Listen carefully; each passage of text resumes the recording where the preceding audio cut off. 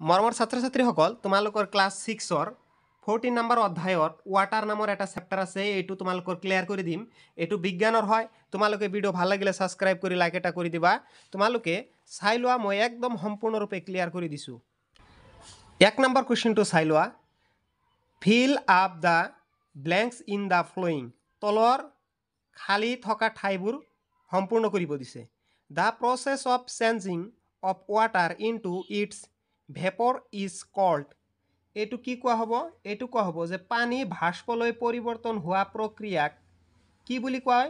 আমি জানো যে ভাস্পীভৱন বুলি কয় গতিকে ভাস্পীভৱনৰ ইংৰাজী টাৰ্মটো কি হয় ইভেপৰেশন তেন্তে ইয়াত কি লিখিব লাগিব আমাৰ ইয়াত চাই লোৱা এটো মই সম্পূৰ্ণ সমাধান কৰি দিছো তোমালোকে অলপমান চাই লোৱাচোন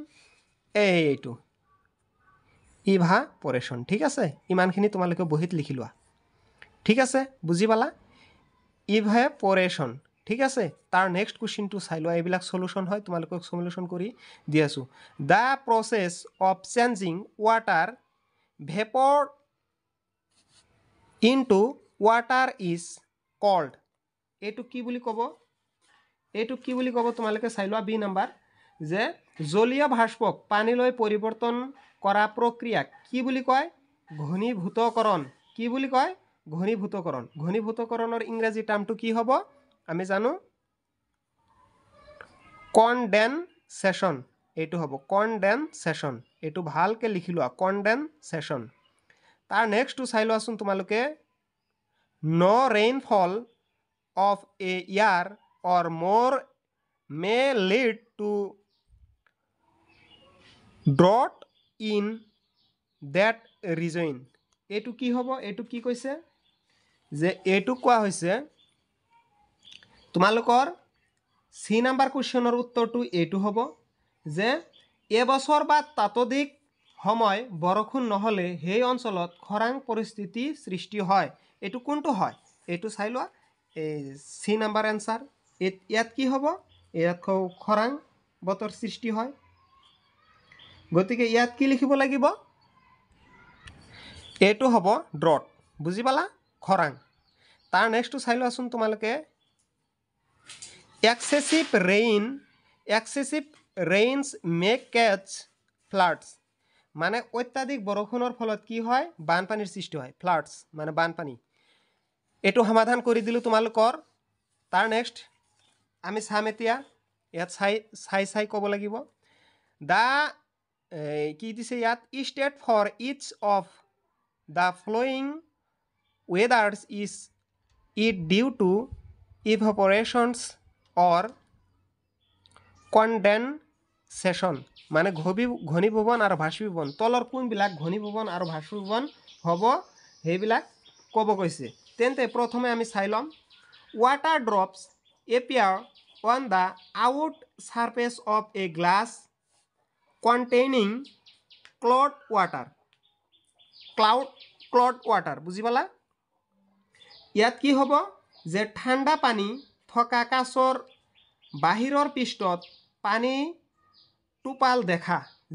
যিটো আমি কি কওঁ যে ঠাণ্ডা পানী থকা কাচৰ বাহিৰৰ পৃষ্ঠত পানীৰ টোপাল যে আমি দেখা পাওঁ এটো কিয় দেখা পাওঁ এটো দেখা পাওঁ একমাত্ৰ কাৰণ হ'ব ঘনীভূতকৰণৰ ইংলিছ টাৰ্মটো কি হয় কনডেনসেশন তেন্তে এ নাম্বাৰৰ এনসাৰটো কি লিখিব লাগিব ইয়াত কনডেনসেশন এটো মই লিখি দিছো তোমালোকে জাস্ট চাই লোৱা প্ৰথমটো কি হ'ব প্ৰথমটো কনডেনসেশন হ'ব এই ইয়াত প্ৰথমটো হ'ব কনডেনসেশন তোমালোকে ইয়াত চাই লোৱাচোন এবাৰ চাই লবা ইয়াত চাই লোৱা এনেকুৱাকে অলপমান চাই লোৱা অলপমান সময় দিবা একদম ক্লিয়াৰ কৰি দিম তোমালোকৰ এইবিলাক এক নাম্বাৰটো কি হ'ব কনডেনসেশন ঠিক আছে এ নাম্বাৰৰ এনসাৰ এইটোৰ এনসাৰ হ'ব কনডেনসেশন তাৰ নেক্সটটো চাই লোৱাচোন কি দিছে stream reaching from wet cloth মানে ক্লথ মানে কাপোৰ হয় while they are iron কি কৈছে এইটো বি নাম্বাৰত যে শীতকালৰ ঠাণ্ডা ৰাতিপুৱা শীতকালৰ এইটো কৈছে যে তিতা কাপোৰ ওয়েট ক্লথ মানে তিতা কাপোৰ যে তিতা কাপোৰ ইস্ত্ৰি কৰাৰ সময়ত তিতা কাপোৰ ইস্ত্ৰি কৰাৰ সময়ত ভাপ ওলায় না নাই ভাপ ওলায় এই ওলায় এইটোৰ কাৰণ কি এইটো আমাৰ কি লিখিব লাগিব আইৰণ মানে ইস্ত্ৰি হয় এইটোৰ কাৰণ হ'ব যে বাষ্পীভৱন ইভাপোৰেশন এইটো হ'ব বাষ্পীভৱন এ নাম্বাৰ তাৰ পিছত চাই লোৱা C number 2 fog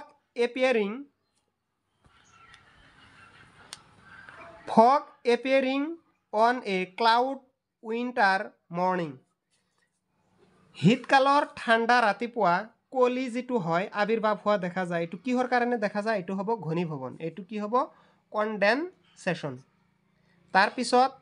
D number 2 blackboard dries up after wiping it মানে যেতিয়া ব্ল্যাকবোৰ্ড আমাৰ মুছাই দিয়া হয় মুছাৰ পিছত কি হয় এইটো বাষ্পীভৱন ইভাপোৰেশন তাৰ পিছতটো কি হ'ব steam reaching from A hot grill মানে এইটো কোৱা হ'ব grill when water is sprinkled on it এইটো কি কৈছে এইটো কোৱা হৈছে যে গৰমৰ গিল্ডাৰৰ পৰা বাষ্প ওপৰলৈ উঠি যায় তেতিয়া তাৰ ওপৰত পানী ছটিয়াই দিলে কি উৎপন্ন হ'ব তেতিয়া বাষ্পীভৱন হ'ব তেতিয়া ইভাপোৰেশন ঠিক আছে এইকেইটা আমি বুজি পালোঁ তাৰ নেক্সটটো অলপমান চাই লওঁ ট্ৰু অৰ ফলছ এইটো ক'ব লাগিব তোমালোকে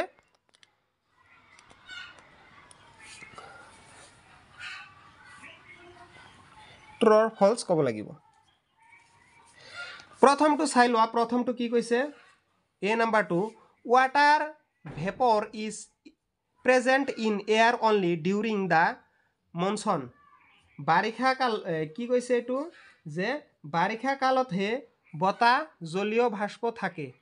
এইটো মিছা কথা ঠিক আছে এইটো ফলছ হ'ব এইটো কি হ'ব এইটো হ'ব ফলছ এইটো ট্ৰু নহয় এইটো ফলছ হ'ব এইটো কি হ'ব ফলছ এইটো মই দেখাই দি আছোঁ হিটো পিঠত এইটো তোমালোকৰ হ'ব ফলছ FALS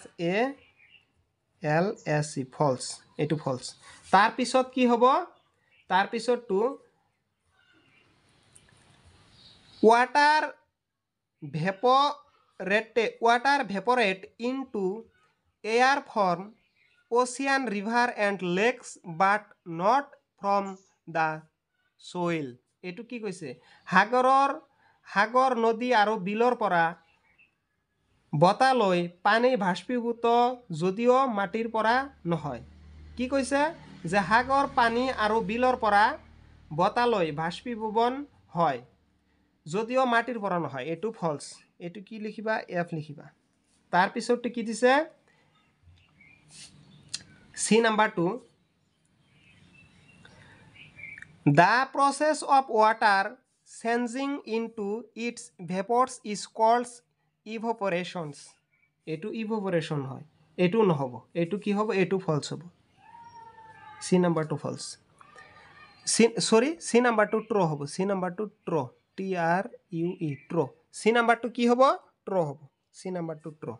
মোৰ ভুল হৈছে এইটো এতিয়া এইটো ৰাইট আমি জানো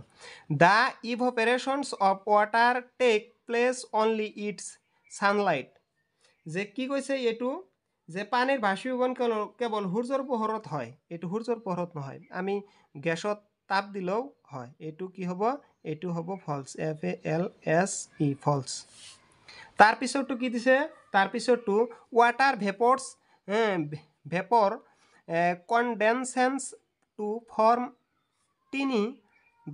drops of water in the upper layer of air water it is cooler এইটো কুলাৰ এইটো কোৱা হ'ব জলীয় বাষ্পীয় ঘনীভূত হৈ বায়ুৰ ওপৰৰ তৰপত পানীৰ সৰু সৰু টোপোলা গঠন কৰে যাতে হিট হয় এইটো মিছা এইটো ফলছ ঠিক আছে FALSE ফলছ তাৰ পিছতটো আমি এতিয়া চাম তাৰ পিছত কি দিছে 4 নাম্বাৰটো এইবিলাক একদম সুন্দৰভাৱে মই তোমালোকক বুজাই দিম ইয়াত চাই লোৱা 4 নাম্বাৰটো একদম মস্তিভাৱে বুজি পাবা 4 নম্বৰত কৈছে কি কৈছে সাপোজ চাই ল ভালকে যে suppose you want to dry your school uniform quickly যদি তোমাৰ স্কুল ইউনিফৰ্ম অতি সোনকালে শুকাব বিচৰা would spreading its near an heater or heater help if yes how কৈছে যে যদি তোমাৰ স্কুলৰ ইউনিফৰ্মটো তুমি সোনকালে শুকাব বিচৰা হিটাৰৰ ওচৰলৈ দিলে সহায় হ'বনে হিটাৰৰ ওচৰলৈ দিলে সহায় হ'বনে যদি হয় কিয় হ'ব এটোৰ উত্তৰ কি হ'ব আমি লিখিম spreading uniform near an anglit or hitter will help because এটো নিশ্চয় সহায় কৰিব কাৰণ because it increase the rate of evaporations due to heat এটো কাৰণ কি যে কাৰণ হৈছে ই গৰমৰ ফলত বাষ্পীভৱনৰ হাৰ বৃদ্ধি কৰে গৰমৰ ফলত বাষ্পীভৱনৰ হাৰ কি কৰে বৃদ্ধি কৰে তাৰ নেক্সটটো চাই লোৱাচোন take out a cold bottle of water from the refrigerator and keep it on a table after some time you notice drop of water around it why solutionটা আমি এটো কৰিম এটো কোৱেশ্চন কি কৈছে হেতু আগত শুনি লোৱা কোৱেশ্চনটো কৈছে যে ফ্ৰিজৰ পৰা ঠাণ্ডা হোৱা পানী বটল এটা বাহিৰলৈ উলিয়াই আনিলে বটলৰ বাহিৰৰ চাৰিওফালে কিছুমান পানী টুপোলা দেখিবলৈ পোৱা যায় এটো কিয় হয় কিছু সময় পিছত ইয়াৰ চাৰিওফালে আমি কি দেখিবলৈ পাওঁ যেতিয়া ফ্ৰিজ এটা আছে ফ্ৰিজৰ বাহিৰৰ পৰা এটা বটল আমি উলিয়াই আনিম আনাৰ পিছত এই বটলৰ চাৰিওফালে পানীৰে আৱৰি থাকে কিয় থাকে এটোৰ কাৰণ কি যেটোৰ কাৰণ কি কাৰণটো অসমীয়াত এবাৰ কৈ দিও তাৰ পিছত এটো কৈ আছো কাৰণ বটলটোৰ চাৰিওফালে হোৱা বায়ুৰ পৃষ্ঠভাগ ঠাণ্ডা হৈ পৰে আৰু বটলটোৰ চাৰিওফালে বায়ু ঘনীভূত হয় কাৰণ কি যে this is because the surface of the air around of bottle cools down and air coldness around the bottle ঠিক আছে মই যি কলো তাকেই হয় হেতুই হ'ব তাৰ পিছৰটো চাই লোৱা 6 নাম্বাৰটো এবাৰ চাই লোৱা To clean their spectacles, people open breath out on glass to make them wet. Explain why the glass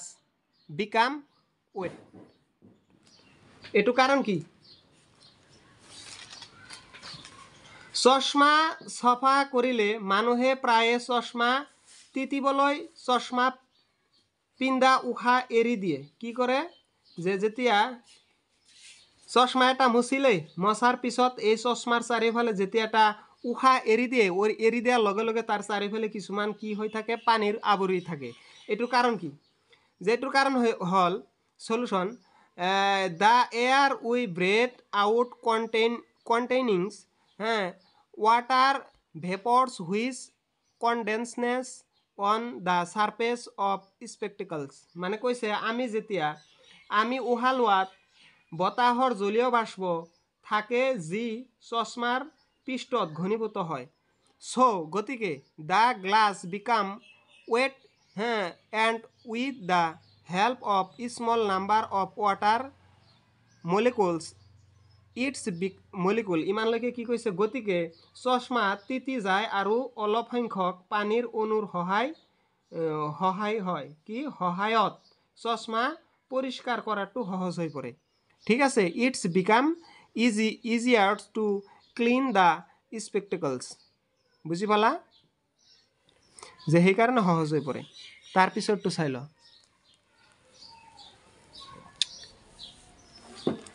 তাৰ পিছৰটো 7 নাম্বাৰটো কেনেকৈ ডাৱৰৰ সৃষ্টি হয় হেতু আমাৰ পঢ়িব লাগিব how are clouds formed কেনেকে এটো খুবে very important এটো কেনেকে ডাৱৰৰ সৃষ্টি হয় প্ৰথমত ক'ব লাগিব the process of condensations plays an important role in bringing water back to the surface of the earth যে ঘনীভূতকৰণৰ প্ৰক্ৰিয়াত পানীক পৃথিৱীৰ পৃষ্ঠলৈ ঘূৰাই অনাত গুৰুত্বপূৰ্ণ ভূমিকা পালন কৰে তাৰ পিছত কৈছে as we go higher from the surface of the earth it get কি কুলাৰ কৈছে যে বতাহ যেতিয়া ওপৰলৈ গতি কৰে তেতিয়া ই শীতল হৈ পৰে ঠিক আছে when the air moves up it get cooler and cooler কি হয় পৰ্যাপ্ত উচ্চতাত বায়ু ইমানেই ঠাণ্ডা হয় যে ইয়াত উপস্থিতিত জলীয় বাষ্প ঘনীভূত হয় ঠিক আছে there become so clouds that vapor present it is condenses to form tiny drops of water called drops it is thus tiny drops that's remaining floating in the air